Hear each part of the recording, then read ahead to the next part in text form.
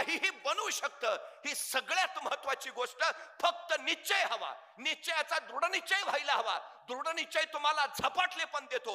झपाटले पण तुम्हाला समर्पण करायला भाग पाडतं आणि समर्पण तुम्हाला यश देतं. ही सगळ्यात महत्वाची गोष्ट आहे. ध्येय ठरवा, काय करायचं आहे आणि झोकून द्या स्वतःला. तुम्ही कोण आहात काही फरक पडत नाही, अजिबात पडत नाही.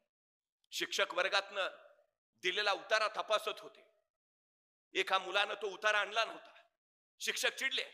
हात पुढं कर. छड्या मारत निघालेले. त्या मुलानं हात पुढं केला, पण छडी मारणार. तो शिक्षकाने त्या मुलाच्या हाताकडे बघितलं आणि त्याचा हात बघितल्यावर त्यांनी उगारलेली छडी माघारी घेतली आणि त्या मुलाला म्हणाले, तुला मारून तरी काय उपयोग आहे, तुझ्या हातावर विद्येची रेषाच नाही.